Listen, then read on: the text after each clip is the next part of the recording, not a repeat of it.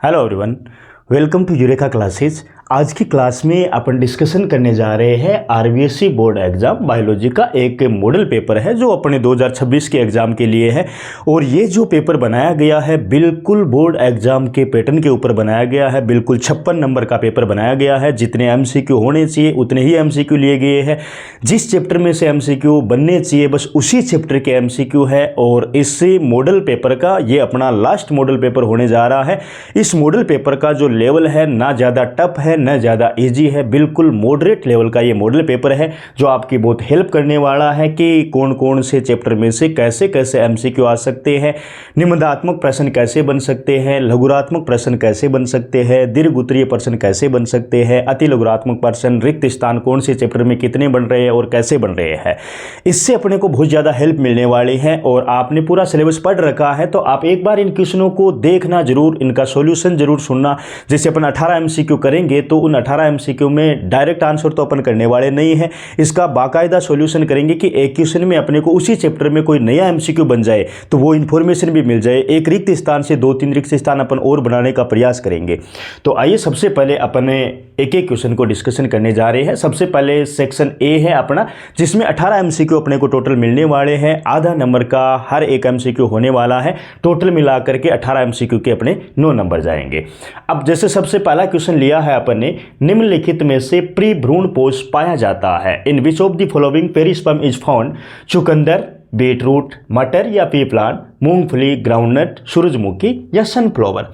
तो ये पहले चैप्टर का एमसीक्यू है अपना। इसका आप आंसर करने का प्रयास कीजिए। पहले तो जैसे क्वेश्चन अपना है प्री भ्रूण पोष, तो हमें सबसे पहले तो ये देखना है कि ये प्री भ्रूण पोष होता क्या है।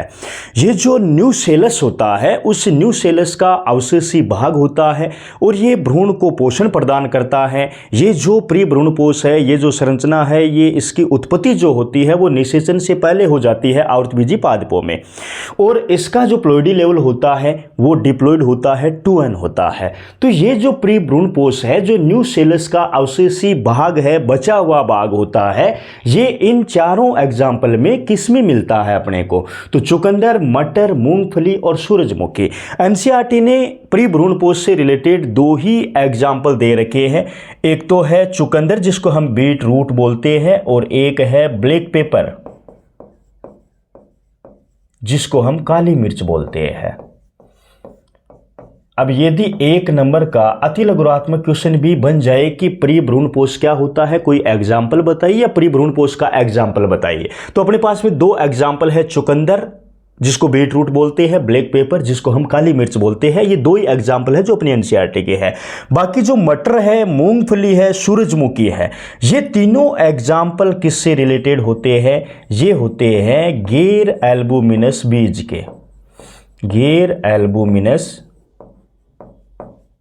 बीज के एग्जाम्पल होते हैं जिसमें भ्रूण पोष नहीं मिलता है। उन बीज की बात कर रहे हैं, उनका एग्जाम्पल है अपने मटर है, मूंगफली है, सूरजमुखी है।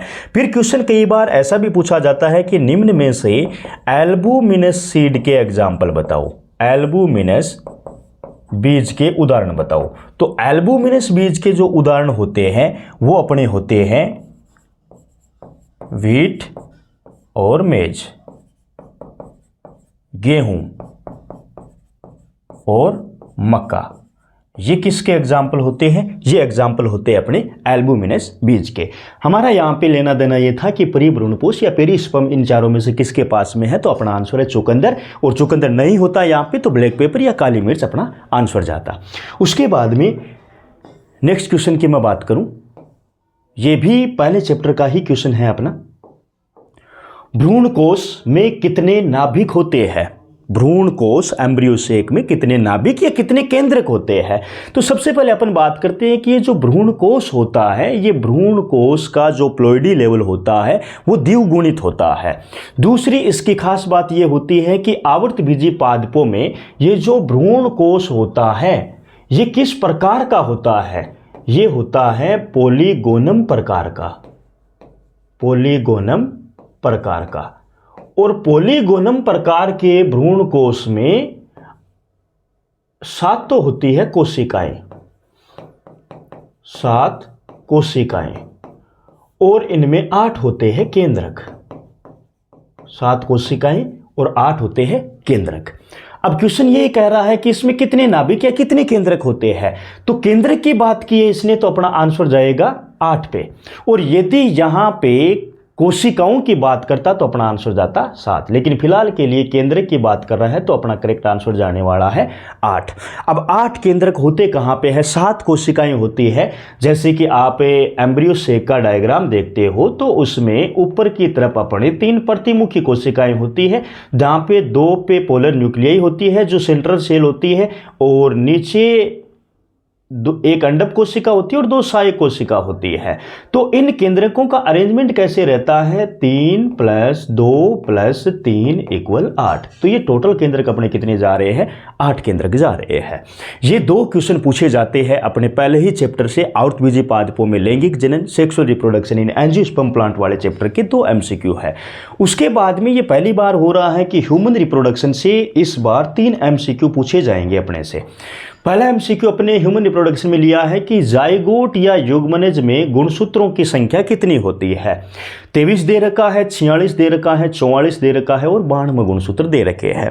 तो सबसे पहला ऑप्शन है अपना 23 वाला, इसको अपन देखते हैं। तो 23 आंसर कब होता है, जब बात करें सिर्फ युग्मक की, और युग्मक में भी जैसे बात करें नर युग्मक शुक्राणु की, मेल गैमेट स्पर्म की, या फिर फीमेल गैमेट ओवम की, मादा युग्मक अंडाणु की। तो शुक्राणु में गुणसूत्र टोटल कितने मिलेंगे अपने को, 23 मिलेंगे, 23 मिलेंगे। अंडाणु में कितने मिलेंगे, 23 मिलेंगे। तो ये आंसर तो अपना जाएगा नहीं।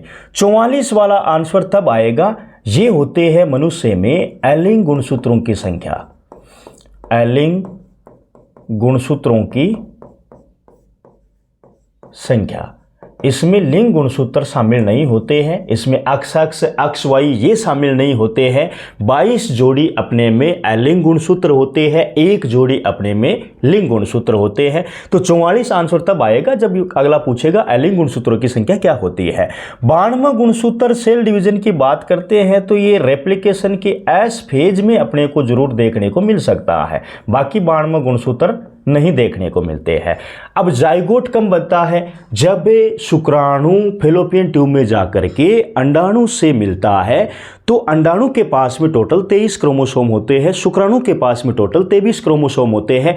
जब उनके न्यूक्लियस आपस में फ्यूज करते हैं तो जो स्ट्रक्चर बनती है, जो यूनिसेलुलर स्ट्रक्चर बनती है, एक कोशिकीय संरचना बनती है, उसको हम जाइगोट या युग्मनज बोलते हैं। क्योंकि गैमीट हमेशा हैप्लॉइड होते हैं, अगुणित होते हैं, एन होते हैं, और स्पर्म हैप्लॉइड और ओवा हैप्लॉइड दोनों मिलकर के एक डिप्लॉइड स्ट्रक्चर का फॉर्मेशन करते हैं। और वहां पे जाने पे ये क्रोमोसोम टोटल कितने हो जाते हैं, 46 क्रोमोसोम हो जाते हैं, 46 गुणसूत्र होते हैं। तो जाइगोट और युग्मनज में गुणसूत्रों की संख्या अपनी कितनी जाएगी, 46 जाएगी। ये अपना करेक्ट आंसर होता है।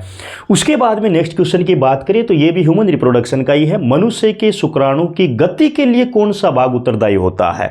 तो शुक्राणु जो कि नर युग्मक होता है उसके टोटल 4 हिस्से होते हैं। सबसे ऊपर की तरफ हेड वाला हिस्सा रहता है, उसके नीचे नेक वाला हिस्सा रहता है, फिर मिडिल फिश रहता है और सबसे लास्ट में टेल रहती है।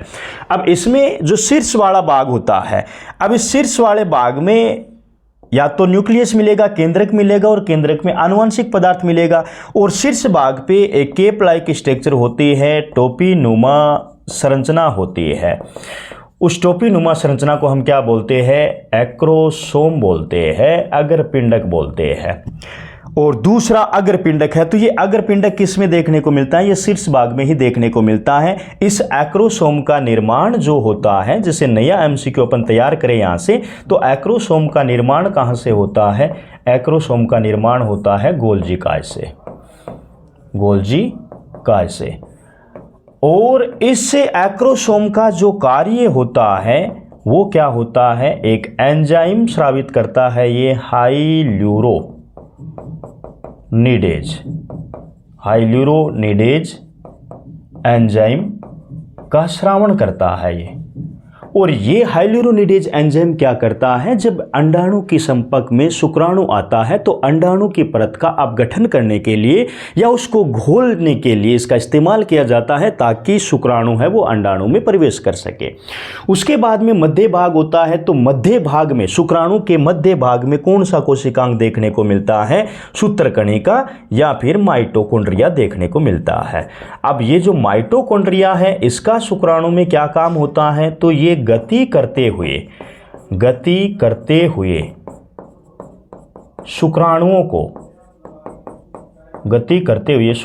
को ऊर्जा प्रदान करता है। तो इस टाइम पे अपना आंसर ये मध्य भाग आता है यदि ऐसा क्वेश्चन होता। लास्ट वाला है पूंछ, टेल, जो फ्लेजिलम बोलते हैं उसको टेल फ्लेजिलम बोलते हैं। इसका इस्तेमाल कहां पे होता है, मनुष्य के शुक्राणु की गति के लिए कौन सा भाग उत्तरदायी होता है, तो अपना करेक्ट आंसर जाता है टेल वाला भाग होता है, पुच्छ वाला भाग होता है, जो कि शुक्राणु की गति करने के लिए इस्तेमाल होता है। और गति करते हुए शुक्राणुओं को पोषण प्रदान करने की जिम्मेदारी होती है, जो ऊर्जा देने की जिम्मेदारी होती है वो मध्य भाग की होती है, क्योंकि मध्य भाग में माइटोकॉन्ड्रिया होते हैं। एक्रोसोम अपना शीर्ष भाग में होता है जिसका निर्माण गोल्जी काय से होता है और इसका कार्य होता है एक अपगठनकारी एंजाइम का श्रावण करना जिसका नाम होता है हाइल्यूरोनिडेज एंजाइम। तो ये ह्यूमन रिप्रोडक्शन के अभी 2 क्वेश्चन हो गए, एक क्वेश्चन और बकाया पड़ा है अपना ह्यूमन रिप्रोडक्शन का। ये है गर्भावस्था में HCG जो हार्मोन होता है उसका क्या फंक्शन होता है, मेन रोल ऑफ HCG। तो HCG का जो मेन काम होता है वो गर्भावस्था में क्या होता है, HCG जिसको हम ह्यूमन कोरियन गोनेडोट्रोपिक हार्मोन बोलते हैं, ये हार्मोन कहाँ से रिलीज किया जाता है, ये हार्मोन रिलीज किया जाता है प्लेसेंटा या अपरा से। तो हम बात करते हैं यहाँ पे अलग अलग, जैसे हम बात करते हैं प्रसव की, तो प्रसव के टाइम पे जो इंपॉर्टेंट हार्मोन का रोल होता है उस हार्मोन का नाम तो ऑक्सीटोसिन होता है। यदि यहाँ पे ऑक्सीटोसिन की बात होती ऊपर तो अपना आंसर प्रसव जाता, पार्चुरेशन जाता। दुग्ध श्रावण की बात कर रहा है तो दुग्ध श्रावण के लिए प्रोलैक्टिन हार्मोन रिस्पॉन्सिबल होता है, प्रोलैक्टिन हार्मोन।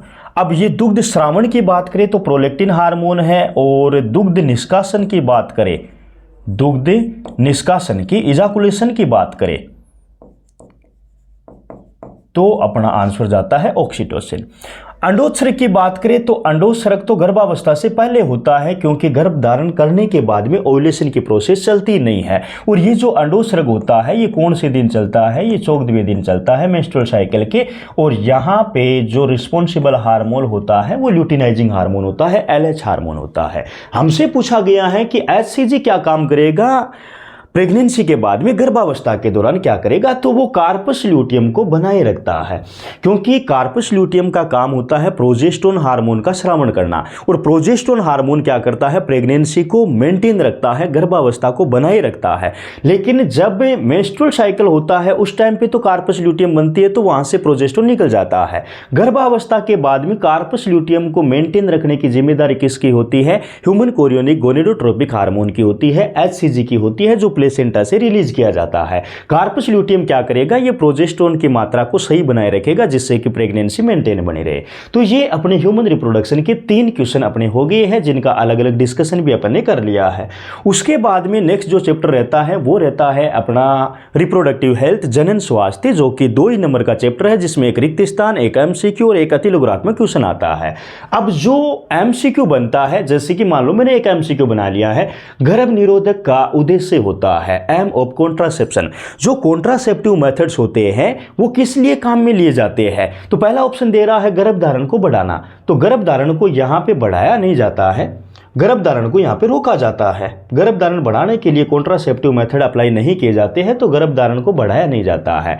STD को रोकना, बिल्कुल सही बात है। जो कॉन्ट्रासेप्टिव मेथड होते हैं, जिसमें कुछ ऐसे कॉन्ट्रासेप्टिव मेथड होते हैं जैसे कि मेल कंडोम होता है, फीमेल कंडोम होता है, ये प्रेगनेंसी को तो रोकते ही है, उसके अलावा ये सेक्सुअली ट्रांसमिटेड डिजीज को भी रोकते हैं, तो ये थोड़ा बहुत सही है अपना। लेकिन उसके बाद में और भी ऑप्शन देख लेते हैं, जैसे हार्मोन का स्राव, गर्भ निरोधकों का एम सिर्फ इतना नहीं है कि ये हार्मोन का श्रावण ही करे, हालांकि हार्मोन श्रावण करने वाली जो गर्भ निरोधक विधियां होती है ये मानते हैं अपन, लेकिन इसका मुख्य उद्देश्य ये नहीं है। इसका मुख्य उद्देश्य क्या होता है, अवांछित गर्भ धारण को रोकने का। तो इस क्वेश्चन का आंसर अपना क्या जा रहा है, सी ऑप्शन जा रहा है, प्रिवेंट अनवांटेड प्रेगनेंसी। ये कॉन्ट्रासेप्टिव मेथड का मेन एम होता है। उसके आगे अपना एक चैप्टर जाएगा जेनेटिक्स वाला, और जेनेटिक्स में इस बार 2 एमसीक्यू मिलने वाले हैं अपने को मेन एग्जाम में। जैसे पहला एमसीक्यू क्या कह रहा है, ये मोनोहाइब्रिड क्रॉस से रिलेटेड अपना एमसीक्यू बना है। एक संकर संकरण की पीढ़ी में प्राप्त होने वाले बोने और लंबे पौधे की संख्या का अनुपात क्या होता है। F2 पीढ़ी में, सॉरी ये जो है ना एक संकर संकरण की F2 पीढ़ी में प्राप्त होने वाले बोने और लंबे पौधों की संख्या का अनुपात क्या होता है। तो हम एक क्रॉस देखते हैं, मोनोहाइब्रिड क्रॉस, जिसमें एक कैरेक्टर लेते हैं कि एक कैपिटल टी है, एक स्मॉल टी है। ये अपना प्रभावी लक्षण है और ये अपना अप्रभावी लक्षण होता है। इसको हम समयुग्मजी लंबे बोलते हैं, इसको हम समयुग्मजी बोने बोलते हैं। और जैसे ही इनका गेमिट बनेगा कैपिटल टी, इसका गेमिट बनेगा स्मॉल टी, दोनों का क्रॉस करवाएंगे, अपने को मिलेगी F1 पीढ़ी में कैपिटल टी स्मॉल टी। और ये सारे के सारे 100% विषम युग्मजी लंबे पौधे मिले हैं, विषम युग्मजी लंबे पौधे मिले हैं। तो ये तो अपना आंसर जाएगा F1 पीढ़ी के लिए। अब F2 पीढ़ी अपन कैसे निकालते हैं, तो F1 की सेल्फिंग करवाते हैं, स्वपरागण करवाते हैं। स्वपरागण करवाएंगे तो अपन कैपिटल टी स्मॉल टी का क्रॉस करवाएंगे, कैपिटल टी स्मॉल टी के साथ में ही क्रॉस करवाएंगे। अब इसका अपन चेकर बोर्ड बना करके देखते हैं। तो कैपिटल टी और स्मॉल टी, कैपिटल टी और small T, capital T small T, capital T small T, small T small T. अब इसमें ये लंबा है समयुग्मजी, ये 2 विषमयुग्मजी लंबे हैं और एक ये समयुग्मजी बोना है।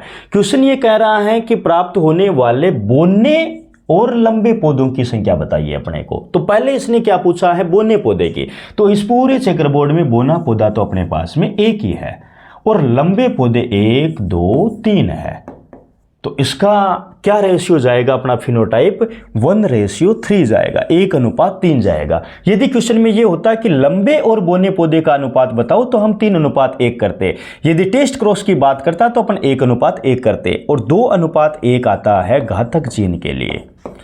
जो लेथल जीन होती है, घातक जीन, उसका जीनोटाइप और फिनोटाइप रहता है 2:1। यहाँ पे अपने को बोने पौधे की संख्या 1 है तो हमने 1 देख लिया, और लंबे पौधे कितने हैं, 3 है। तो यहाँ पे करेक्ट आंसर अपना क्या जाएगा, 1:3 जाएगा। उसके बाद में नेक्स्ट क्वेश्चन की अपन बात करें तो ये भी जेनेटिक्स का है, जो कि जेनेटिक डिसऑर्डर से लिया गया है। कौन से आनुवंशिक विकार में एक X क्रोमोसोम का अभाव हो जाता है और लिंक क्रोमोसोम X0 हो जाते हैं। मतलब X0 का मतलब ये इसकी बात कर रहा है 44 प्लस X0 = 45। और ये कैरियोटाइप जो मिलता है, ये जो जीन प्रारूप मिलता है, ये इन चारों में से कौन से सिंड्रोम के लिए है। जैसे डाउन सिंड्रोम है, क्लाइनफेल्टर सिंड्रोम है, थैलेसेमिया है, टर्नर सिंड्रोम है। तो पहला है अपना डाउन सिंड्रोम। डाउन सिंड्रोम क्या होता है, डाउन सिंड्रोम एक तो X क्रोमोसोम की बात नहीं करता है। डाउन सिंड्रोम एलिंग गुणसूत्र में ट्राइसोमिकता की वजह से होता है। यदि क्वेश्चन ये होता एलिंग गुणसूत्र में ट्राइसोमिकता, और कौन से नंबर के गुणसूत्र में, 21वें नंबर के गुणसूत्र में। टोटल नंबर कितने जाएंगे गुणसूत्र के, 47 जाएंगे। लेकिन ये चेंज किस में हो रहा है, ये हो रहा है 21वें गुणसूत्र में, जो कि एलिंग गुणसूत्र होता है। तो ये तो ऊपर क्वेश्चन में है नहीं। क्लाइनफेल्टर सिंड्रोम की अपन जब बात करते हैं, जब इसका कैरियोटाइप होता है 44 प्लस XY = 47। ऊपर क्वेश्चन होता कि एक X क्रोमोसोम की अतिरिक्त प्रतिलिपि आ जाती है और टोटल गुणसूत्र कितने हो जाते हैं, 47 हो जाते हैं। तो कौन सा सिंड्रोम अपन सेलेक्ट करते हैं, यहाँ पे क्लाइनफेल्टर सिंड्रोम करते। थैलेसेमिया क्या होता है, ये एलिंग सूत्री मेंडेलियन विकार होता है या जेनेटिक विकार होता है, आनुवंशिक विकार होता है। और ये होता है 2 प्रकार का। एक होता है अल्फा थैलेसेमिया, ये अपने फिल इन द ब्लैंक्स में भी काम में आ सकता है। और दूसरा होता है बीटा थैलेसेमिया, अल्फा थैलेसेमिया और बीटा थैलेसेमिया। अल्फा थैलेसेमिया की जो जीन होती है वो गुणसूत्र संख्या 16 पे उपस्थित होती है, गुणसूत्र संख्या 16 पे उपस्थित होते हैं। बीटा थैलेसेमिया की जो जीन होती है वो गुणसूत्र संख्या 11 पे मौजूद होती है। ये 11 पे मौजूद होती है। अल्फा थैलेसेमिया हीमोग्लोबिन की अल्फा पेप्टाइड में चेन में दिक्कत आती है। बीटा थैलेसेमिया तब बोलते हैं जब हीमोग्लोबिन की बीटा श्रृंखला में चेंज आता है।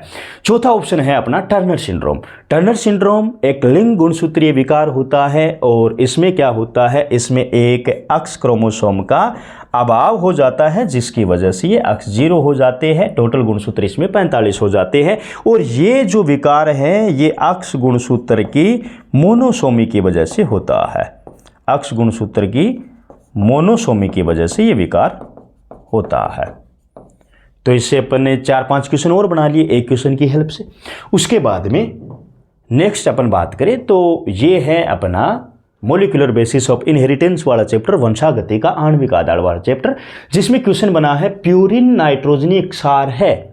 अब डीएनए है वो न्यूक्लियोटाइड पॉलीन्यूक्लियोटाइड का बना होता है और न्यूक्लियोटाइड की अपन बात करते हैं तो उसमें नाइट्रोजन बेस होते हैं, पेंटोज शुगर होती है, फॉस्फेट ग्रुप होता है। ये तो होता है न्यूक्लियोटाइड।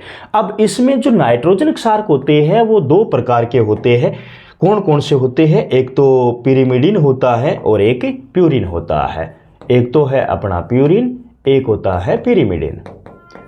अब जो प्यूरिन नाइट्रोजन क्षारक होते हैं वो कौन से होते हैं, वो 2 होते हैं। एक होता है एडेनिन और एक होता है ग्वानिन या ग्वानिन बोलते कई। और पिरिमिडिन कौन से होते हैं, इसमें एक होता है अपना साइटोसिन और एक होता है अपना थाइमिन। ये डीएनए की बात कर रहे हैं। और यदि आरएनए की बात करते तो आरएनए में थाइमिन की जगह क्या हो जाता, यूरेसिल हो जाता, बाकी सारा कुछ सेम रहता है। तो क्वेश्चन तो अपने से ये बोल रहा है कि प्यूरिन नाइट्रोजन क्षार कौन सा होता है। तो साइटोसिन क्या है, साइटोसिन तो अपना पिरिमिडिन है, तो ये आंसर नहीं जाएगा। यूरेसिल आरएनए में पिरिमिडिन है, ये भी नहीं जाएगा।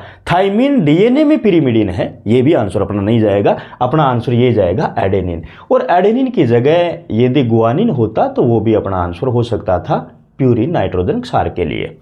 फिर नेक्स्ट क्वेश्चन की मैं बात करूं, ये म्यूटेशन से रिलेटेड है जो जेनेटिक्स और मोलिकुलर बेसिस ऑफ इनहेरिटेंस दोनों के साथ में कनेक्टिविटी शो करता है। फ्रेम शिफ्ट म्यूटेशन की बात हो रही है और अपने पूरे सिलेबस में सिर्फ 2 ही म्यूटेशन चलते हैं, एक पॉइंट म्यूटेशन चलता है, एक फ्रेम शिफ्ट म्यूटेशन चलता है। क्वेश्चन अपना बना है फ्रेम शिफ्ट उत्परिवर्तन किस कारण से होता है। पहला ऑप्शन दे रहा है एक न्यूक्लियोटाइड का प्रतिस्थापन होने की वजह से, दूसरा ऑप्शन अपना न्यूक्लियोटाइड का विलोपन या समावेशन होने की वजह से, तीसरा है गुणसूत्र विखंडन की वजह से, चौथा है जीन परिवर्धन से रिलेटेड। तो यहां पे जो लास्ट ऑप्शन दे रखा है उसका तो इस क्वेश्चन से कोई लेना देना ही नहीं है। जीन एम्प्लीफिकेशन की अपन बात करें, जीन आवर्धन की बात करें तो ये तो पीसीआर तकनीक की बात कर रही है, पीसीआर तकनीक का एप्लीकेशन दे रहा है, इसका इस क्वेश्चन से लेना देना नहीं है। गुणसूत्र विखंडन से म्यूटेशन का कोई लेना देना नहीं है। एक न्यूक्लियोटाइड का प्रतिस्थापन, एक न्यूक्लियोटाइड का, जैसे मान लो कि ए की जगह जी आ गया, टी की जगह सी आ गया, ऐसे पर्टिकुलर एक न्यूक्लियोटाइड का प्रतिस्थापन हो रहा है तो ऐसा जो म्यूटेशन होता है, जैसे ए का जो म्यूटेशन है वो किसका है, वो है पॉइंट म्यूटेशन। पॉइंट म्यूटेशन ये होता है बिंदु उत्परिवर्तन, जिसका अच्छा खासा एग्जाम्पल एनसीईआरटी ने दे रखा है। जो क्लासिकल एग्जाम्पल होता है सिकल सेल एनीमिया या दातर कोशिका अरक्ता। फ्रेम शिफ्ट उत्परिवर्तन में क्या होता है, न्यूक्लियोटाइड का विलोपन या समावेशन, इंसर्शन और deletion of nucleotide, it called as frame shift उत्परिवर्तन। तो फ्रेम शिफ्ट के लिए अपना आंसर कौन सा जा रहा है, ऑप्शन नंबर 2 वाला। ये फ्रेम शिफ्ट उत्परिवर्तन की डेफिनेशन होती है नॉर्मली। उसके बाद में नेक्स्ट क्वेश्चन की मैं बात करूं तो अगला चैप्टर अपना जा रहा है इवोल्यूशन वाला। सॉरी,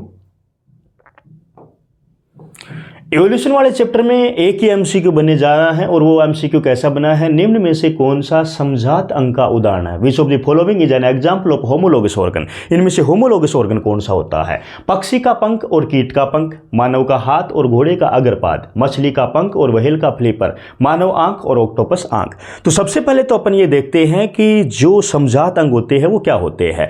ऐसे ऑर्गन, ऐसे अंग जिनकी संरचना और उत्पत्ति समान होती है लेकिन कार्य उनके भिन्न भिन्न होते हैं, उनको हम क्या बोलते हैं, समजात अंग बोलते हैं।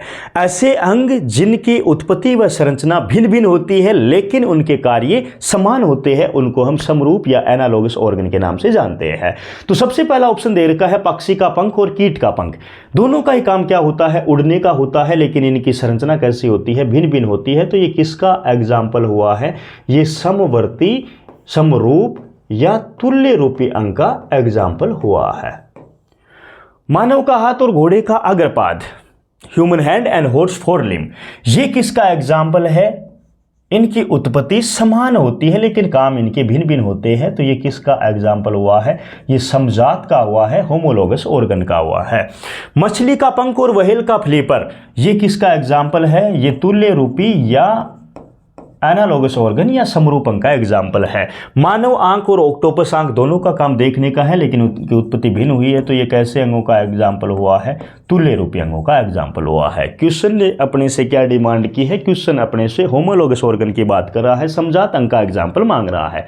तो समजात अंग का एक ही एग्जाम्पल है यहाँ पे, मानव का हाथ और घोड़े का अग्रपाद, ये होमोलोगस ऑर्गन का एग्जाम्पल है। बाकी जो तीन बच गए हैं ये किसके एग्जाम्पल है, ये एनालॉगस ऑर्गन के एग्जाम्पल होते हैं। जैसे मान लो 1.5 नंबर का यही क्वेश्चन बन जाए कि समवर्ती अंग क्या होते हैं, कोई इसके 2 उदाहरण दीजिए, तो वहां पे अपना 1.5 नंबर का जो बड़ा क्वेश्चन आता है वो भी इससे ऑब्जेक्टिव टाइप के क्वेश्चन से कवर हो रहा है। उसके बाद में नेक्स्ट चैप्टर की मैं बात करूं तो ह्यूमन हेल्थ एंड डिजीज में से 2 क्वेश्चन अपने बनने वाले हैं और दोनों क्वेश्चनों का अपन अच्छे से डिस्कशन कर रहे हैं यहाँ पे। सबसे पहला question human health and disease का है, हाथी पांव रोग का रोग कारक है। पहली बात तो इसको हम ये बोल सकते हैं एलिफेंटेसिस, क्योंकि बोर्ड एग्जाम कोई भी लैंग्वेज सेलेक्ट कर सकती है, एलिफेंटेसिस हाथी पांव रोग, या इसको हम बोल सकते हैं फाइलेरियसिस, फाइलेरियसिस। तो ये क्वेश्चन को हमने मॉडिफाई कर दिया कि इन 3 तरीके से वो क्वेश्चन बना सकता है। अब प्लाज्मोडियम की बात करें तो प्लाज्मोडियम तो किसके लिए है, ये तो मलेरिया का रोगजनक होता है भाई, मलेरिया का रोगजनक होता है प्लाज्मोडियम। प्लाज्मोडियम होता क्या है, प्लाज्मोडियम एक प्रोटोजोआ है। इसका मतलब मलेरिया किससे होता है, प्लाज्मोडियम नाम के प्रोटोजोआ से होता है। एस्केरिस ये एक कृमि जनित रोग करवाता है और वो रोग कौन सा है, वो रोग है एस्केरियासिस, एस्केरियासिस।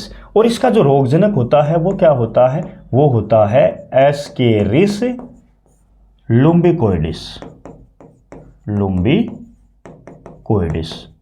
जिससे एस्केरियासिस होता है और ये एक कृमि जनित रोग होता है। फाइलेरियाई कृमि, और वो फाइलेरियाई कृमि कौन सा होता है, वो होता है वाउचेरिया ब्रिंकोप्टाई, वाउचेरिया ब्रिंकोप्टाई।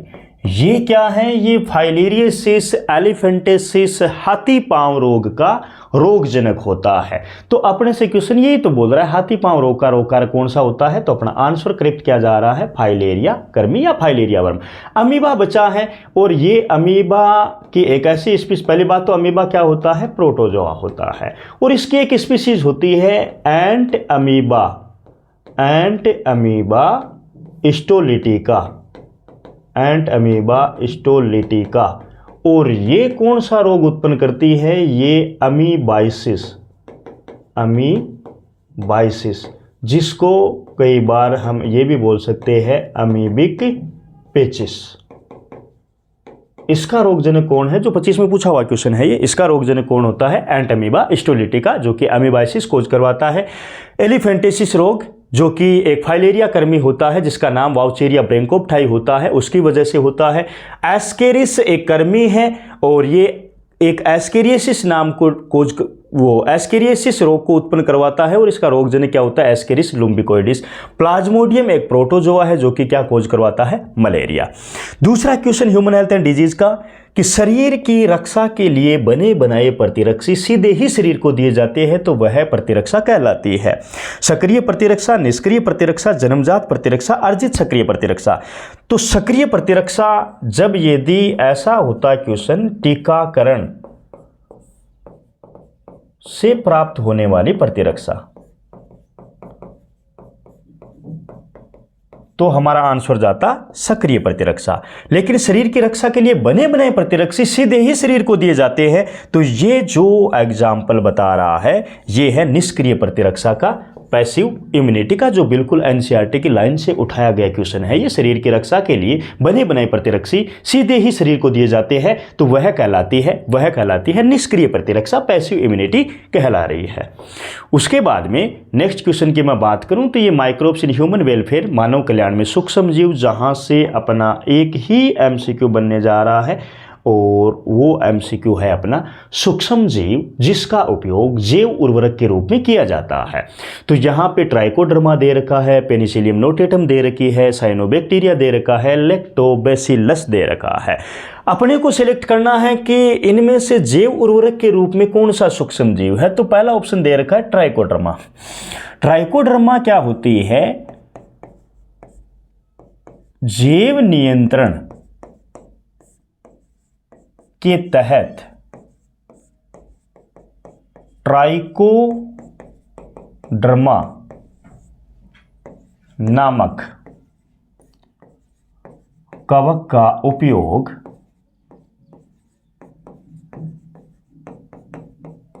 पादप रोग उपचार हेतु किया जाता है। पादप रोग उपचार हेतु किया जाता है। तो ये तो जैव नियंत्रण तहत के ट्राइकोडर्मा नामक कवक का उपयोग पादप रोग उपचार हेतु किया जाता है। तो ये बायो फर्टिलाइजर में इस्तेमाल नहीं होता है और ये अलग से क्वेश्चन अपना बन सकता है छोटे वाले में, रिक्त स्थान में और एमसीक्यू टाइप में। पेनिसिलियम नोटेटम है, ये भी एक कवक है और इस कवक से क्या बनाई गई है? प्रथम प्रतिजैविक तैयार की गई है इससे, प्रथम प्रतिजैविक। और उस प्रतिजैविक का नाम क्या है? पेनिसिलिन, जो कि अलेक्जेंडर फ्लेमिंग ने बनाई थी। इसका नाम क्या है? पेनिसिलिन है। तो इसका इस्तेमाल जैव उर्वरक के रूप में नहीं किया जाता है। लैक्टोबैसिलस की बात करें तो ये क्या करता है? ये तो दूध को दही में या योगर्ट में परिवर्तित करता है। दूध को दही में परिवर्तित करने वाला जो सूक्ष्म जीव होता है, जो जीवाणु होता है, उसका नाम क्या होता है? लैक्टोबैसिलस होता है। अब एक ही ऑप्शन बचा है साइनोबैक्टीरिया, ब्लू ग्रीन एल्गी, जिसको हम नील हरित शैवाल के नाम से जानते हैं। और इसमें जो जैव उर्वरक के रूप में इस्तेमाल किए जाते हैं वो वाले साइनोबैक्टीरिया कौन से हैं? जैसे कि एनसीईआरटी ने एग्जाम्पल ले रखे हैं, नोस्टोक है, एनाबिना है, नोस्टोक, एनाबिना और ओसिलेटोरिया। ये ऐसे ब्लू ग्रीन एल्गी होते हैं जिनका इस्तेमाल कहाँ पे करते हैं?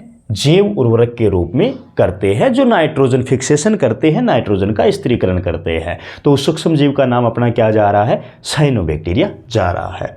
उसके बाद में मैं नेक्स्ट क्वेश्चन की बात करूं तो ये क्वेश्चन है अपना बायोटेक्नोलॉजी प्रिंसिपल एंड प्रोसेस वाले में से है, जैव प्रौद्योगिकी सिद्धांत एवं प्रक्रम वाले में से। एंजाइम जो डीएनए को खंडों में काटने का काम करता है, उस एंजाइम को हम क्या नाम देते हैं? डीएनए लाइगेज, डीएनए पॉलीमरेज, प्रतिबंधन एंजाइम, प्रोटीएजेज एंजाइम। तो प्रोटीएजेज एंजाइम तो ये तो माइक्रोब्स वाले चैप्टर में अपन देखते हैं कि एक पेक्टिनेजेज होता है, एक प्रोटीएजेज होता है। ये क्या करता है? जो फलों का रस होता है उसका क्लेरिफिकेशन करता है, उसका स्वच्छ बनाए रखने का काम करता है प्रोटीएजेज एंजाइम। प्रतिबंधन एंजाइम जिसको हम आणविक कैंची के नाम से जानते हैं, आणविक कैंची, या फिर इसको हम मोलिक्यूलर सीजर के नाम से भी जानते हैं। इसको हम रेस्ट्रिक्शन एंजाइम के नाम से भी जान रहे हैं, इसको हम सीमाकारी एंजाइम के नाम से भी जानते हैं। बहुत सारे इसके नाम हैं, क्लीवेज एंजाइम इसको बोल सकते हैं, न्यूक्लियेज एंजाइम इसको बोल सकते हैं, विदलन एंजाइम इसको बोल सकते हैं, रासायनिक चाकू इसको बोल सकते हैं, क्योंकि इसका नेचर क्या होता है? काटने का होता है। किसको काट रहा है? जो मॉलिक्यूल्स को ये कट लगा रहा है वो कौन है? वो अपना डीएनए है। और दूसरी बात, ये ऐसे ही डीएनए को नहीं काटता है, जैसे सिंगल स्टैंडर्ड डीएनए को ये नहीं काटता है। ये जिस डीएनए को काटते हैं वो डबल स्टैंडर्ड होना चाहिए, और कहीं से भी काट दे ये भी जरूरी नहीं होता है। पहली बात, ये डीएनए के खंडों को काटता है। दूसरी बात, ये द्विरज्जु की डीएनए के ऊपर ही काम करता है। तीसरी बात, ये उस डीएनए पे स्पेसिफिक साइट के ऊपर ही कट लगाता है, विशिष्ट स्थलों से ही ये कट लगाता है। तो एंजाइम जो डीएनए खंडों को काटने का काम करता है, वो अपना आंसर क्या जा रहा है, प्रतिबंधन एंजाइम या रेस्ट्रिक्शन एंजाइम। डीएनए पॉलीमरेज है, ये डीएनए की प्रतिकृति जब होती है वहां पे इस्तेमाल इसका होता है। एक डीएनए पॉलीमरेज ऐसा है जिसको हम बोलते हैं टेक डीएनए पॉलीमरेज एंजाइम। वो टेक डीएनए पॉलीमरेज एंजाइम होता है, ये कहाँ पे इस्तेमाल किया जाता है, पीसीआर तकनीक में इस्तेमाल किया जाता है, जिसको थर्मोस्टेबल एंजाइम के नाम से भी जानते हैं। ये 72 डिग्री सेंटीग्रेड के ऊपर काम कर सकता है। थर्मस एक्वाटिकस नाम के बैक्टीरिया से इसको प्राप्त किया जाता है। डीएनए लाइगेज की बात करें तो इसको, पहली बात तो इसको क्या बोलते हैं, मोलिक्यूलर ग्लू बोलते हैं, आणविक गोंद बोलते हैं। और गोंद का और ग्लू का काम होता है चिपकाने का, जोड़ने का। तो डीएनए लाइगेज का क्या ही काम हो गया है, डीएनए खंडों को जोड़ने का काम कौन करता है, डीएनए लाइगेज करता है। तो ये भी अलग से क्वेश्चन बन सकता है। उसके बाद में मैं बात करूं, ये है अपना बायोटेक्नोलॉजी एप्लीकेशन वाले चैप्टर में से कि किसी कोशिका से पूर्ण पादप उत्पन्न होने की क्षमता क्या कहलाती है। क्या उसको सोमा क्लोन बोलते हैं, क्या उसको टोटिपोटेंसी या पूर्ण सत्ता बोलते हैं, या उसको सूक्ष्म प्रवर्धन या माइक्रो प्रोपागेशन बोलते हैं, या कायिक संकरण बोलते हैं। तो ये जो सोमा क्लोन है, सोमा क्लोन किसको बोलते हैं, पादप उत्तक संवर्धन तकनीक में जो मूल पादप होता है उसके समान ही जो नया पादप बनता है वो आनुवंशिकी और आकारिकी रूप से बिल्कुल से, जैसे नया पादप हमने बनाया उत्तक संवर्धन तकनीक में, जो नया पादप बना वो आनुवंशिकी और आकारिकी रूप से बिल्कुल मूल पादप के समान होता है। तो इसे हम क्या बोलते हैं, सोमा क्लोन बोलते हैं। माइक्रो प्रोपागेशन किसको बोलते हैं, पादप उत्तक संवर्धन तकनीक में हजारों की संख्या में नए पादप बनाना, उसको हम बोलते हैं सूक्ष्म प्रवर्धन। कायिक संकरण या सोमेटिक हाइब्रिडाइजेशन किसको बोलते हैं, कि दो प्लांट सेल होती है जो कोशिका भित्ति रहित होती है। क्योंकि सोमेटिक हाइब्रिडाइजेशन में क्या होता है, प्रोटोप्लास्ट संलयन होता है। प्रोटोप्लास्ट अपन किसको बोलते हैं, कोशिका भित्ति रहित पादप कोशिका को हम प्रोटोप्लास्ट बोलते हैं। वहां पे जैसे बायोटेक्नोलॉजी ने, एक तो अपन देखते हैं पोटैटो, इसका अच्छा खासा एग्जाम्पल है, एक होता है टोमेटो। इनके कायिक संकरण से एक नई किस्म बना दी है जिसको हम क्या बोलते हैं, पोमेटो बोलते हैं। तो ये कायिक संकरण का एग्जाम्पल हो गया। डेफिनेशन अपनी है, किसी कोशिका से पूर्ण पादप उत्पन्न होने की क्षमता क्या कहलाती है, तो ये क्या कहलाती है, पूर्ण सख्तता कहलाती है या टोटिपोटेंसी कहलाती है। कहने का मतलब ये है कि कोई भी प्लांट है, लैब में ले जाकर के उनका कल्चर मीडियम में कल्चर किया जाता है। अब उसमें कोई भी पार्ट ले सकते हैं, अपन रूट का कल्चर करवा सकते हैं, स्टेम का कल्चर करवा सकते हैं, लिप का कल्चर करवा सकते हैं, और प्रो वाले भाग का भी, एपिकल का भी अपन कल्चर करवा सकते हैं। तो उसको, जिस भाग को कल्चर मीडियम में रखा जाता है उसको तो हम कर्तोतक बोल देते हैं, एक्सप्लांट बोल देते हैं। लेकिन फिर जिस भाग को कल्चर मीडियम में कल्चर करवाते हैं वो कंप्लीट जो प्लांट होता है उसको बनाने की कैपेसिटी रखता है, उस कैपेसिटी को हम क्या बोलते हैं, पूर्ण सख्तता बोलते हैं। नेक्स्ट क्वेश्चन की मैं बात करूं तो ये है अपने दो अब लास्ट क्वेश्चन, जो कि है अपने इकोसिस्टम वाले चैप्टर में से, जो कि 5 नंबर का चैप्टर चलता है अपना।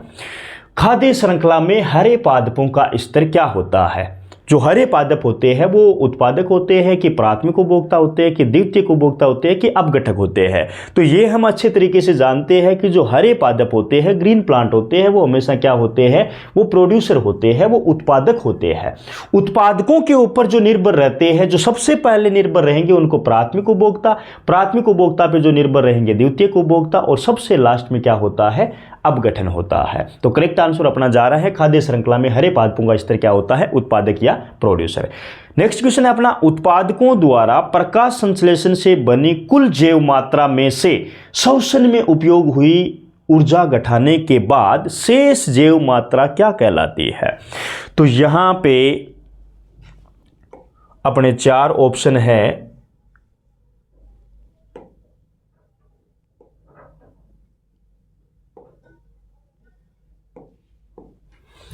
सकल प्राथमिक उत्पादकता जिसको हम जीपीपी ग्रोस प्राइमरी प्रोडक्टिविटी बोलते हैं, शुद्ध प्राथमिक उत्पादकता एनपीपी नेट प्राइमरी प्रोडक्टिविटी बोलते हैं, द्वितीयक उत्पादकता शोषण हानि। क्वेश्चन तो अपना ये है, उत्पादकों द्वारा प्रकाश संश्लेषण से बनी कुल जैव मात्रा। तो उत्पादकों द्वारा प्रकाश संश्लेषण से बनी कुल जैव मात्रा ये तो होती है अपनी जीपीपी ग्रोस प्राइमरी प्रोडक्टिविटी। अब इस जीपीपी में से शोषण में उपयोग हुई ऊर्जा घटाने के बाद में जो शेष जैव मात्रा बचती है उसको हम क्या बोलते हैं, उसको हम बोलते हैं शुद्ध प्राथमिक उत्पादकता एनपीपी। जैसे एनपीपी क्या होती है, एनपीपी ये होती है जीपीपी माइनस रेस्पिरेशन, तो वो क्या होती है अपनी एनपीपी। तो एनपीपी तो क्या हो गई है ये वाली, इसमें उत्पादकों द्वारा प्रकाश संश्लेषण में बनी कुल जैव मात्रा में क्या होती है जीपीपी। फिर अगला है अपना द्वितीयक उत्पादकता। अब ये जो डेफिनेशन अपन ने ऊपर रख रखी है कि उत्पादकों द्वारा प्रकाश संश्लेषण से बनी कुल जैव मात्रा में से शोषण में उपयोग हुई ऊर्जा घटाने के बाद शेष जैव मात्रा बची है, उस शेष जैव मात्रा में से जो उपभोक्ता होते हैं वो उपयोग में लेते हैं, उसको हम क्या बोल देते हैं, उसको हम द्वितीयक उत्पादकता बोलते हैं। तो ये डेफिनेशन किसके लिए करेक्ट जा रही है, ये डेफिनेशन जा रही है एनपीपी के लिए। ये अपने 18 ऑब्जेक्टिव टाइप के क्वेश्चन थे। और अब नेक्स्ट जो क्वेश्चन मिलेगा अपने को वो मिलेगा रिक्त स्थानों की पूर्ति में से, फिल इन द ब्लैंक में से। सबसे पहले जो दो रिक्त स्थान अपने को मिलेंगे वो रिक्त स्थान मिलने वाले हैं ह्यूमन रिप्रोडक्शन वाले चैप्टर में से। कैसे ये रिक्त स्थान बने हुए हैं, जैसे पहला रिक्त स्थान है स्पर्मेटिड से शुक्राणु बनने की प्रक्रिया को कहते हैं conversion of spermatid into sperms is called, इसको हम क्या बोलते हैं, इसको हम बोलते हैं शुक्र कायांतरण, शुक्र कायांतरण।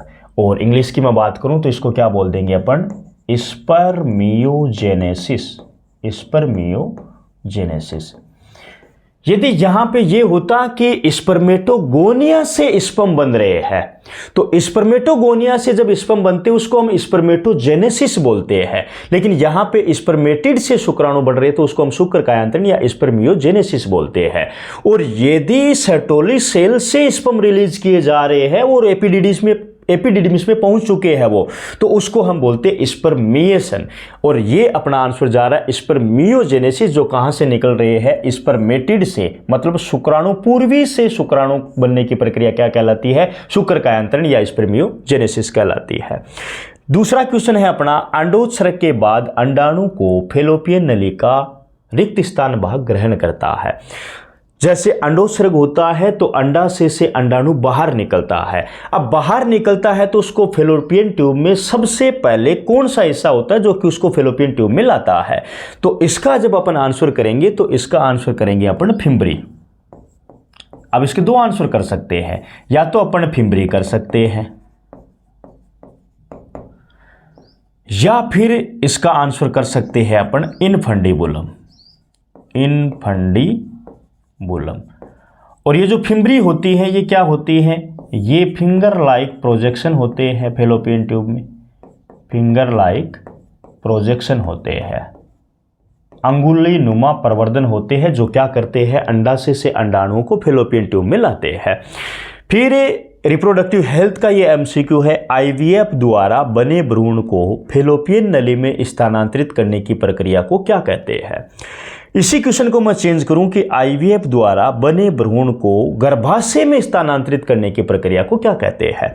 तो यहां पे स्थानांतरित हुआ है आईवीएफ बेबी वाला ये फैलोपियन नली में, तो फैलोपियन नली में स्थानांतरण हुआ है तो इसको हम बोलते हैं ZIFT, zygote intra fallopian transfer. यदि यहां पे फैलोपियन नली ना होती और यहां पे लिखा होता गर्भाशय या फिर यूट्रस, तो हम आंसर क्या करते, IUT, इंट्रायूटेराइन ट्रांसफर। लेकिन यहाँ पे फेलोपियन नली की बात हुई है तो हम आंसर क्या करेंगे, ZIFT। फिर जेनेटिक्स का क्वेश्चन है, पूमधुप मतलब मेल हनी बी गुणिता होती है जिसमें रिक्त स्थान क्रोमोसोम होते हैं। तो पहले तो अपन देखते हैं कि जो हनी बी होती है, मधुमक्खी होती है, इनमें जो लिंग निर्धारण होता है वो कैसे होता है। इनमें लिंग निर्धारण होता है हैप्लॉइड डिप्लॉइड प्रकार का, अगुणित द्विगुणित प्रकार का। जिसमें मेल हनी बी होती है वो हैप्लॉइड होती है, फीमेल हनी बी होती है वो डिप्लॉइड होती है। तो मेल हनी बी यहाँ पे इसमें तो अपन आंसर क्या करेंगे कि ये तो होती है अगुणित, और इंग्लिश में अपन क्या कर देंगे, ये होती है हैप्लॉइड, या फिर अपन एन भी लिख सकते हैं कि ये तो इसकी गुणिता होती है वो हैप्लॉइड होती है, एन होती है। इसमें कितने क्रोमोसोम होते हैं, तो मेल में कितने क्रोमोसोम होते हैं, 16 क्रोमोसोम होते हैं, 16 क्रोमोसोम होते हैं।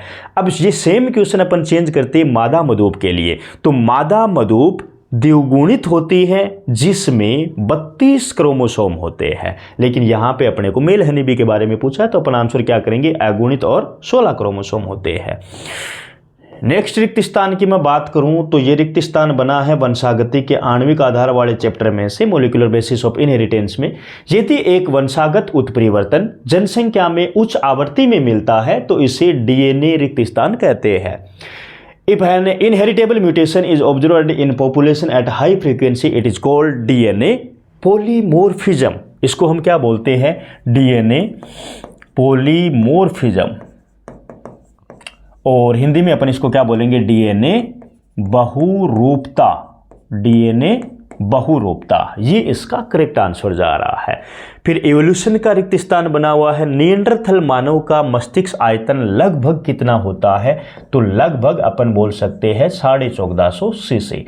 क्यों, क्योंकि ये होता है 1400 से 1600 सीसी का। अब अप्रोक्सीमेट औसतन डाटा ले रहे हैं अपन तो 1450 सीसी का होता है निएंडरथल मानव का। यहाँ पे यदि होमो हेबिलस की बात करता तो हम 650 से 800 सीसी कर देते, और होमो इरेक्टस की बात करता तो हम 900 सीसी कर देते, होमो सेम्पियंस की बात करता तो हम यहाँ पे क्या कर देते, 1350 सीसी कर देते।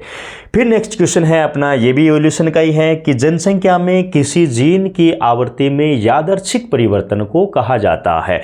बड़ा इंपॉर्टेंट क्वेश्चन है जो अति लोगारिथम में भी जा सकता है। इसको हम क्या बोलते हैं, इसको हम बोलते हैं आनुवांशिक अपवाह है, आनुवांशिक अपवाह है, या इंग्लिश में इसको क्या बोलते हैं, जेनेटिक ड्रिफ्ट बोलते हैं, जो कि अति लोगारिथम के लिए भी इंपॉर्टेंट रहती है। फिर नेक्स्ट क्वेश्चन है, साइक्लोस्पोरिन ए एक प्रकार की दवा है जो शरीर की प्रतिरक्षा को नियंत्रित करती है। तो साइक्लोस्पोरिक प्रतिरक्षा संदमक दवा है। हिंदी में क्या आंसर करेंगे, साइक्लोस्पोरिन ए एक प्रकार की प्रतिरक्षा संदमक दवा होती है। इंग्लिश में अपन बात करें तो इसको हम क्या बोल सकते हैं, cyclosporin A is a type of immunosuppressive drug, immunosuppressive drug.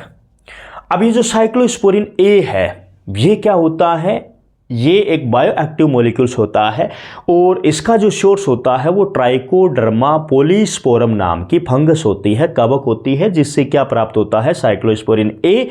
और ये क्या करता है, अंग प्रत्यारोपण के समय, ऑर्गन ट्रांसप्लांट के समय ये प्रतिरक्षा तंत्र का संदमन करने के लिए इस्तेमाल की जाती है।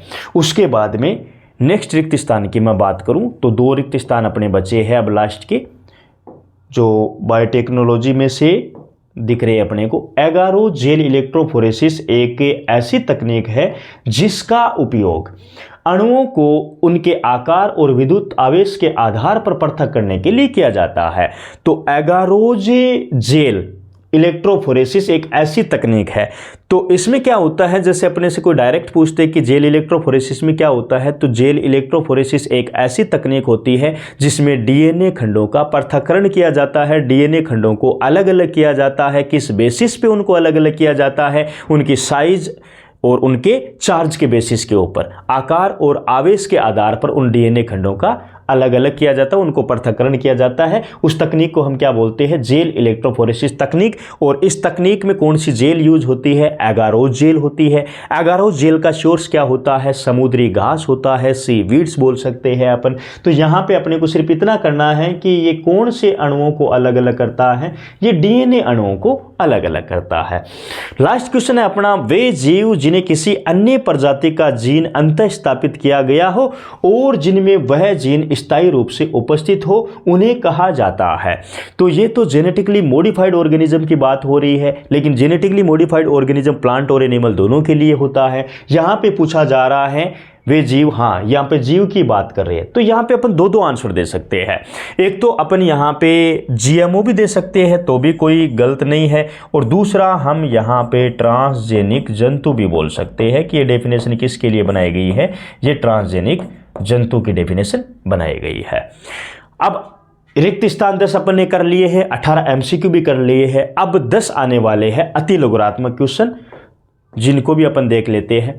जैसे पहला क्वेश्चन अति लघुरात्मक क्वेश्चन, जो कि पहले चैप्टर में से है, द्विनिषेचन को परिभाषित कीजिए। डबल फर्टिलाइजेशन, जिसको ट्रिपल फ्यूजन, त्रिसंलेन भी अपन बोल सकते हैं। और ये जो परिघटना होती है ये आवृतबीजी पादपों में ही देखने को मिलती है, बाकी किसी पादपों में देखने को नहीं मिलती है। द्विनिषेचन में क्या होता है, द्विनिषेचन में जैसे एक जो शुक्राणु होता है, हमें प्लांट के लिए बोलना तो नहीं चाहिए लेकिन शुक्राणु का यहां पे नाम ले रहे हैं कि एक शुक्राणु है, सॉरी,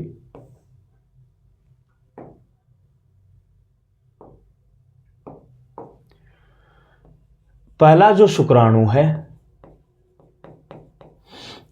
वो तो फ्यूज होगा किसके साथ में, अंडाणु के साथ में। और ये क्या बनाएगा, ये बनाएगा जायगोट, और ये होता है 2n। दूसरा जो शुक्राणु होता है वो किसके साथ में फ्यूज होगा, दो ध्रुवीय केंद्रक के साथ में, और ये क्या बनाएगा, भ्रूणपोष। और ये भ्रूणपोष कैसा होता है, 3n होता है। तो द्विनिषेचन के फलस्वरूप किसका फॉर्मेशन होता है आवृतबीजी पादपों में, भ्रूणपोष का, जो कि एक ट्रिप्लोइड स्ट्रक्चर होती है, त्रिगुणित होती है। श्रीनिवासन नाम के साइंटिस्ट ने लीलियम और फ्रिटिलेरिया नाम के पादपों में सबसे पहले द्विनिषेचन और त्रिसंलेन की प्रक्रिया को समझाया था। दूसरा क्वेश्चन है अपना, किन्हीं 3 गर्भ निरोधक साधनों का नाम लिखिए। अब यहाँ पे अपने पास में बहुत सारी चॉइस है, जैसे प्राकृतिक विधियों के नाम, नेचुरल कॉन्ट्रासेप्टिव मेथड के नाम भी लिख सकते हैं। उसके बाद में हार्मोनल मेथड के नाम भी लिख सकते हैं, अंतःगर्भाशय युक्तियों के नाम भी लिख सकते हैं अपन, बैरियर मेथड के नाम भी लिख सकते हैं, और टर्मिनल मेथड के नाम भी लिख सकते हैं। तो किन्हीं 3 गर्भ निरोधक साधनों का नाम लिखिए। तो यहाँ पे अपन जैसे कि आवधिक संयम लिख सकते हैं, स्तनपान अनार्तव लिख सकते हैं, बाह्य स्खलन लिख सकते हैं, कोंडम लिख सकते हैं, और गर्भाशय गिरवा टोपी लिख सकते हैं। उसके अलावा वोल्ट लिख सकते हैं। अंतःगर्भाशय युक्तियों में अपन आईयूडी इंट्रायूटेराइन डिवाइस होती है, उनमें अपन औषधि रहित आईयूडी का नाम लिख सकते हैं, लिपेस लूप। हार्मोन मोचक आईयूडी का नाम लिख सकते हैं, LNG-20, प्रोजेस्टा 60। और कॉपर रिलीजिंग आईयूडी का नाम भी लिख सकते हैं, कॉपर टी है, कॉपर 7 है, मल्टीलोड 375 है। हार्मोनल मेथड के अंदर अपन पिल्स के बारे में जानकारी दे सकते हैं कि साप्ताहिक ली जाने वाली जो टेबलेट होती है वो सहेली होती है, पर डे ली जाने वाली जो गोली होती है, प्रतिदिन ली जाने वाली, वो माला डी माला एन होती है। इंजेक्ट होता है, इम्प्लांट होता है, ट्यूबेक्टोमी है, वेसेक्टोमी है। उनमें से अपने को सिर्फ 3 नाम देने हैं, और बोर्ड एग्जाम तो सिर्फ 1 या 2 के नाम पूछने वाली है। उसके बाद में जेनेटिक्स का क्वेश्चन है, जीनोटाइप RRYY वाले बीजीय पादप का फिनोटाइप होगा। ये बोर्ड के एग्जाम ने एक बार पूछ रखा है, और इसमें सबसे ज़्यादा गलती करते क्या है, जैसे हमने पूछा है स्मॉल r स्मॉल y। तो इसमें जब फिनोटाइप की बात होती है तो हर एक स्टूडेंट सबसे पहले यही गलती करता है कि स्मॉल r और स्मॉल y इनका वो क्रॉस करवा करके देखते हैं, जबकि यहाँ पे लक्षण प्रारूप की बात कर रहा है कि वो बाहर से कैसे दिखाई देते हैं। तो जब अपन डाई हाइब्रिड क्रॉस करवाते हैं तो उसमें अपन ये देखते हैं कि capital R capital Y, small r, जिसमें अपन क्या लेते हैं, एक तो गोल और पीले बीज लेते हैं, और एक झुर्रीदार और हरे बीज लेते हैं। अब इसमें तो सीधा सीधा अगले ने पूछा है कि ये जो R R Y Y, small R R small Y Y है, इसका फिनोटाइप कैसा है, इनका लक्षण प्रारूप कैसा है। तो हमें सिर्फ आंसर करना है झुर्रीदार हरे।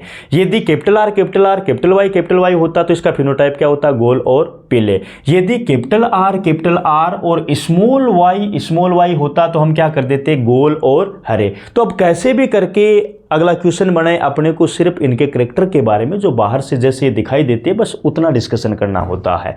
उसके बाद में नेक्स्ट जो क्वेश्चन है अपना जेनेटिक्स से ही है।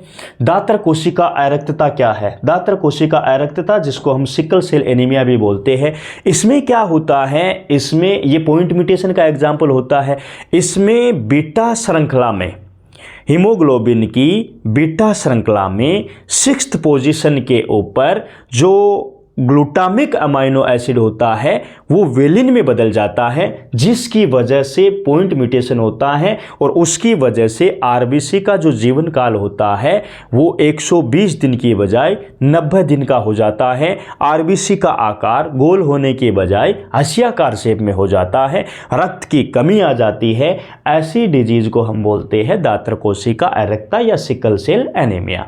नेक्स्ट क्वेश्चन की मैं बात करूं, एंट अमीबा हिस्टोलिटिका नामक प्रोटोजोअन द्वारा उत्पन्न रोग का नाम बताइए। तो एंट अमीबा हिस्टोलिटिका से कौन सा रोग होता है, अभी अभी अपन देख के भी आए थे, अमीबाइसिस या फिर अपन बोल सकते हैं अमीबिक पेचिस। और एंट अमीबा हिस्टोलिटिका ये क्या होता है, ये प्रोटोजोअन होता है, अमीबा की एक स्पीशीज होती है जो कि अमीबाइसिस या अमीबिक पेचिस रोग को कोज करवा रही है। फिर नेक्स्ट क्वेश्चन की मैं बात करूं तो ये है ब्रीवर्स यीस्ट। ब्रीवर्स यीस्ट के नाम से प्रसिद्ध सूक्ष्मजीव का नाम लिखिए, इसका एक उपयोग लिखिए। तो ब्रीवर्स यीस्ट बोल दो या बेकर यीस्ट बोल दो, इसका जो नाम होता है इस यीस्ट का, ये होता है सेकेरोमाइसीज सीरेवेसी। और इसका उपयोग क्या होता है, इसका उपयोग ब्रेड बनाने में भी करते हैं और शराब बनाने में भी करते हैं। ब्रेड और शराब बनाने में इसका उपयोग किया जाता है। तो ये 1 नंबर का अपना क्वेश्चन हो गया पूरा। फिर चिकित्सा के क्षेत्र में जैव प्रौद्योगिकी का एक उपयोग बताइए। तो चिकित्सा के क्षेत्र में बायोटेक्नोलॉजी ने क्या किया है, एक तो ह्यूमन इंसुलिन बनाया जिसको आज अपन ह्यूमुलिन के नाम से जानते हैं। आरडीएनए टेक्नोलॉजी ने वो इंसुलिन बनाया है, इकोलाई बैक्टीरिया का इस्तेमाल करके उन्होंने बनाया है। तो एक तो अपन इंसुलिन की बात कर सकते हैं और दूसरा हम जीन चिकित्सा के बारे में, जो कि एक 4 वर्षीय लड़की में सबसे पहले जीन चिकित्सा हुई थी, जिसमें जो वाहक होता है वो तो होता है पश्च विषाणु या रेट्रोवायरस, और होस्ट सेल होती है वो होती है लिम्फोसाइट सेल होती है। तो वो वाली बात भी लिख सकते हैं। फिर एडिनोसिन डी एमिनेज का कार्य लिखिए, एडीए का कार्य लिखिए। तो एडिनोसिन डी एमिनेज एंजाइम जो अपने प्रतिरक्षा तंत्र को मजबूत बना करके रखता है, ये इसका मेन काम होता है। और जब इसकी डेफिशिएंसी हो जाती है, एडीए यदि कम हो जाता है, तो बहुत सारी बीमारियां होती है जिसको हम बोलते हैं SCID, severe combined immunodeficiency syndrome, ये हो जाता है। नेक्स्ट क्वेश्चन है अपना, समष्टि घनत्व को प्रभावित करने वाले 4 मूलभूत प्रक्रमों को लिखिए। तो समष्टि घनत्व को प्रभावित करने वाले 4 मूलभूत प्रक्रम होते हैं, जिनमें 2 होते हैं ऋणात्मक नेगेटिव, 2 होते हैं धनात्मक जो कि पॉजिटिव होते हैं। अब समष्टि घनत्व बढ़ता किस वजह से है, एक तो आप्रवासन इमिग्रेशन से बढ़ता है, एक बर्थ रेट जन्म दर से बढ़ता है। तो ये तो इसके लिए हुआ है positive factor. Negative factor population density के लिए कौन सा हुआ है, उत्प्रवासन जिसको हम एमिग्रेशन बोल सकते हैं, और डेथ रेट जिसको हम मृत्यु दर बोल सकते हैं, ये इसके 2 नेगेटिव फैक्टर होते हैं। तो 4 फैक्टर अपने को लिखने हैं। नेक्स्ट क्वेश्चन है, सेक्स रेशियो या लिंगानुपात को परिभाषित करो। तो 1000 पुरुषों के ऊपर महिलाओं की संख्या का जो अनुपात निकालते हैं वो अपना क्या कहलाता है, लिंगानुपात कहलाता है। फिर ये इतने क्वेश्चन अपन ने किए थे, 18 MCQ, 10 fill in the blanks और 10 अतिलोकात्मक। ये तो है सेक्शन ए का हिस्सा।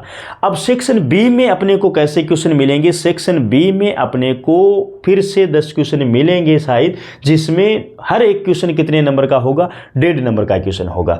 अब जैसे सबसे पहले 1.5 नंबर वाले क्वेश्चन में अपने से क्या पूछा जाने वाला है, कहाँ से क्वेश्चन बन रहा है, जो मानव जनन है वहाँ से क्वेश्चन बन रहा है। मानव के नर जनन तंत्र का नामांकित चित्र बनाइए। इसमें हो सकता है कि वो थ्योरी का क्वेश्चन भी बना दे और हो सकता है कि 1.5 नंबर में डायग्राम का क्वेश्चन भी बना दे। जैसे पिछली बार मादा जनन तंत्र का डायग्राम पूछा था, तो इस बार हो सकता है कि नर जनन तंत्र का सिर्फ डायग्राम पूछ ले 1.5 नंबर के लिए। उसके अलावा यदि डायग्राम पूछ लिया तो उसके अलावा इस चैप्टर में से और कोई क्वेश्चन नहीं बन पाएगा। अगला 5वां क्वेश्चन है, अपूर्ण प्रभाविता को उदाहरण द्वारा समझाइए। ये जेनेटिक्स का 1.5 नंबर का क्वेश्चन है। इसमें अपूर्ण प्रभाविता की डेफिनेशन दे सकते हैं, इसके एग्जाम्पल दे सकते हैं, इसका चेकर बोर्ड बना करके अपन इसको समझा सकते हैं। और जो एग्जाम्पल ले रहे हैं उसमें लास्ट में जीनोटाइप और फिनोटाइप जो कि 1:1 का रेशियो मिलता है, वो जरूर अपने को यहाँ पे देखना पड़ेगा। और अपूर्ण प्रभाविता ये कौन से नियम का अपवाद होता है, ये प्रभाविता के नियम का अपवाद रहता है।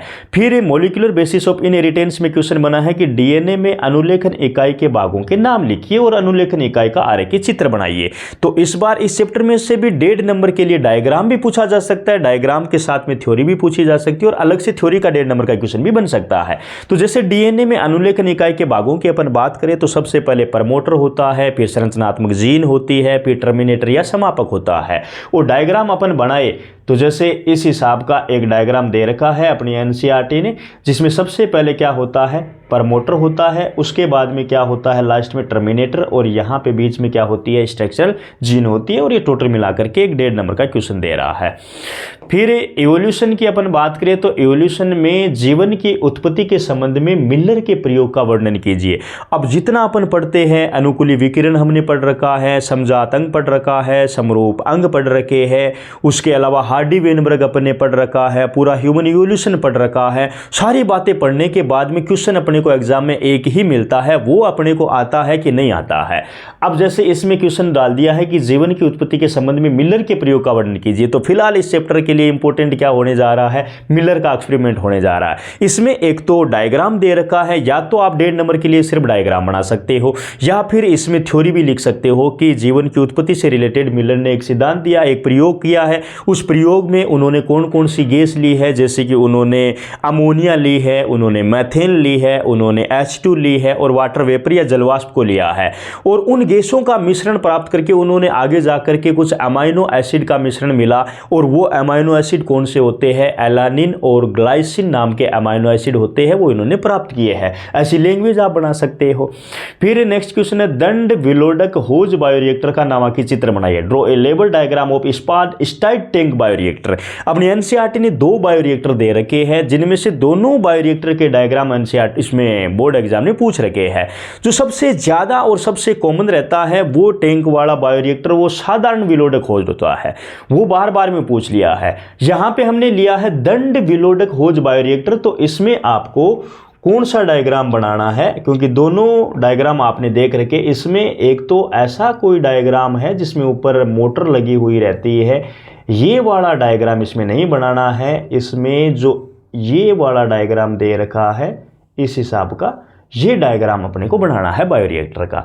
नेक्स्ट क्वेश्चन अपना, जीन गन बायोलिस्टिक क्या है, इसका एक उपयोग लिखिए। ये बायोटेक्नोलॉजी एप्लीकेशन वाले में से 1.5 नंबर का क्वेश्चन बनाया गया है। जीन गन बायोलिस्टिक ये क्या है, जीन ट्रांसफर करने का एक मेथड होता है। इसमें सोने और टंगस्टन के बने पार्टिकल्स का इस्तेमाल किया जाता है। और सबसे इंपॉर्टेंट बात यह है कि जीन गन का जो उपयोग है वो पादपों के लिए जीन स्थानांतरण करने के लिए किया जाता है। फिर उसी चैप्टर में से क्वेश्चन है, मधुमेह रोगियों को यदि असंसाधित प्राक इंसुलिन दिया जाए तो क्या प्रभाव पड़ेगा। अब एक तो होता है असंसाधित प्राक इंसुलिन, एक होता है परिपक्व इंसुलिन।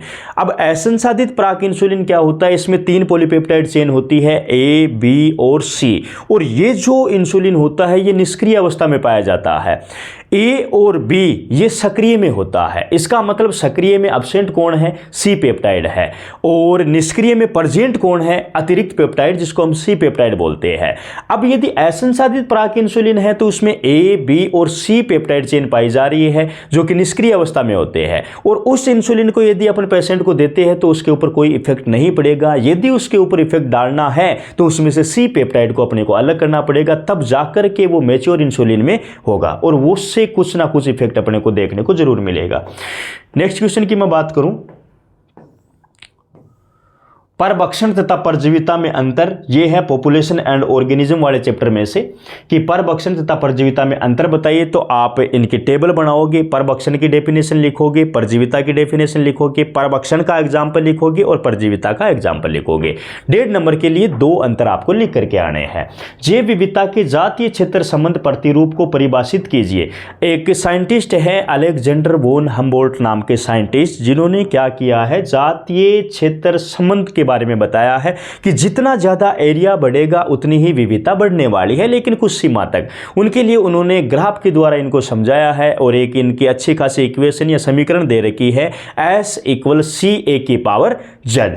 वो डायग्राम, वो ग्राफ अपने को बनाना है, वो फॉर्मूला अपने को बनाना है और वो एक स्टेटमेंट भी अपने को दे करके आना है इसमें।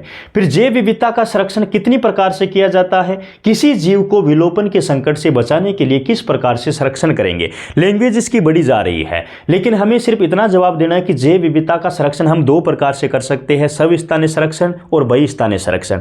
उसके बाद में आगे वाली लैंग्वेज का अपने को जवाब देना है, तो नॉर्मली सविस्थानीय संरक्षण की डेफिनेशन लिख दो, 2-3 एग्जाम्पल लिख दो, बहिस्थानीय संरक्षण की डेफिनेशन लिख दो और 2-3 एग्जाम्पल दे दो।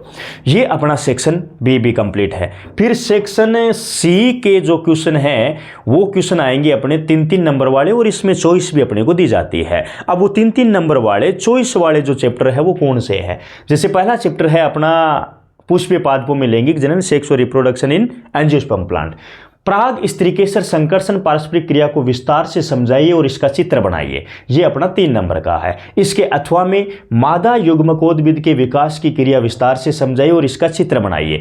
तो यदि डायग्राम अपन ज्यादा बना रहे तो थ्योरी कम लिख देंगे, और थ्योरी कम लिख रहे हैं तो डायग्राम को अच्छे से रिप्रेजेंटेशन देंगे। दोनों में थ्योरी भी मांग रहा है और डायग्राम भी मांग रहा है। ये 3 नंबर का क्वेश्चन है। जरूरी नहीं कि एक लैंग्वेज में पूछे, अगले 3 टुकड़े बना करके कोई एग्जाम्पल भी इस 3 नंबर वाले क्वेश्चन में 1 नंबर के लिए पूछ सकता है, अलग से कोई डेफिनेशन भी वो पूछ सकता है, डायग्राम को अलग से पूछ सकता है, और डायरेक्ट फॉरवर्ड ऐसे इस लैंग्वेज में भी वो क्वेश्चन पूछ सकता है। और पहले चैप्टर में से ये क्वेश्चन अपना पूछा गया है। उसके बाद में अगला जो 3 नंबर का क्वेश्चन है वो मॉलिक्यूलर बेसिस ऑफ इनहेरिटेंस वाले चैप्टर में से है कि डीएनए का अर्धसंरक्षी प्रतिकृतिन होता है। मैथ्यू मेसेल्सन व फ्रैंकलिन स्टॉल के प्रयोग द्वारा इसकी पुष्टि कीजिए और प्रयोग का आरेखीय चित्र बनाइए।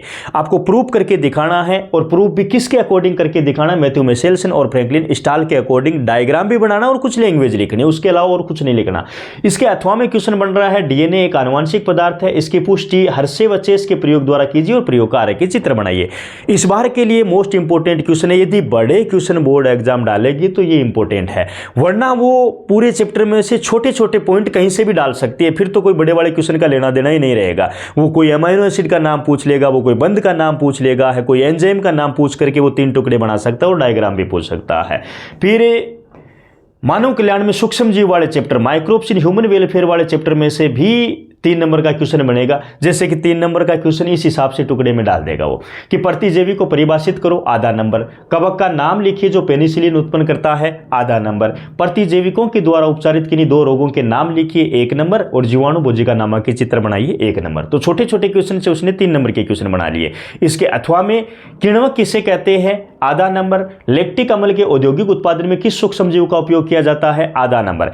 जैव उर्वरक के रूप में उपयोग में आने वाले 2 जीवाणु के नाम लिखिए। यहाँ पे सबसे बड़ी गलती स्टूडेंट करते हैं कि जैसे जीवाणु का नाम पूछा है वो वहां पे साइनोबैक्टीरिया करके आते हैं, नील हरित शैवाल के बारे में बात करके। तो अपने को ये समझना है कि वो साइनोबैक्टीरिया है, उसको नील हरित शैवाल बोलते हैं, ब्लू ग्रीन एल्गी बोलते हैं। यहाँ पे बैक्टीरिया की बात करते हैं तो आप राइजोबियम दे सकते हो, एजोस्पाइरलम दे सकते हो, एजोबैक्टर दे सकते हो। और लास्ट में 1 नंबर के लिए क्वेश्चन भी डायग्राम भी बना दिया, प्रारूपिक बायोगैस संयंत्र का नामांकित चित्र बनाइए। और इस चैप्टर में सबसे इंपॉर्टेंट यही डायग्राम रहता है, बायोगैस का चित्र।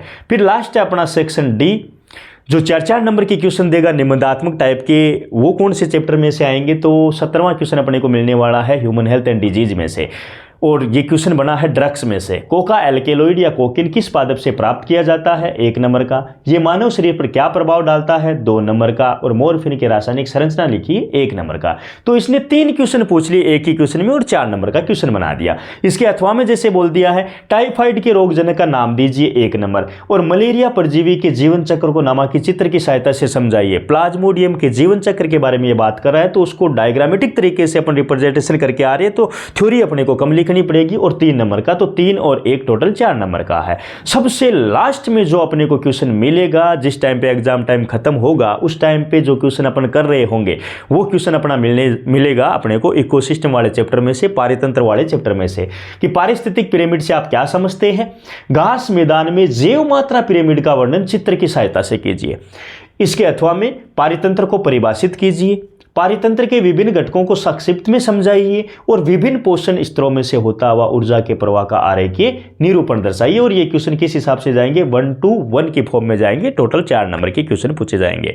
तो ये अपना पूरा मॉडल पेपर है जो 56 नंबर के आधार पे अपन ने ब्लूप्रिंट के अकॉर्डिंग इसको बनाया है, बिल्कुल मॉडरेट लेवल का बनाया है। इन क्वेश्चनों के आप पूरी क्लास ना देखो तो कम से कम इनके स्क्रीनशॉट लेकर के इन क्वेश्चनों को, मैं ये नहीं कह रहा कि यही क्वेश्चन एग्जाम में आएंगे, लेकिन इन क्वेश्चनों को आप पहले जरूर देखना क्योंकि इनके आने के चांस बहुत ज्यादा है। उनके अलावा आप जो स्टडी कर रहे हो वो कर सकते हो। अभी नेक्स्ट लेक्चर में टोटल 196 क्वेश्चनों की एक सीरीज लेकर के मैं आ रहा हूं, जिसमें बाकायदा 15 सालों में जो क्वेश्चन बोर्ड एग्जाम ने पूछ रखे हर चैप्टर में से, भले छोटा क्वेश्चन हो या बड़ा क्वेश्चन, और उन क्वेश्चनों को इस आधार पे बनाया गया है कि इस बार जो ब्लूप्रिंट है सिर्फ वही क्वेश्चन जो 196 क्वेश्चन मैंने टोटल निकाले हैं, अपने हाथों से उनको बनाया है, मॉडिफाई किया है, उन क्वेश्चनों को आप जरूर देखना। भले किसी हिसाब से ही देख लेना, पूरा ना देखो तो स्क्रीनशॉट लेकर के कम से कम वो क्वेश्चन देख करके उनको जरूर पढ़ के जाना है आपको। तब तक के लिए थैंक यू सो मच।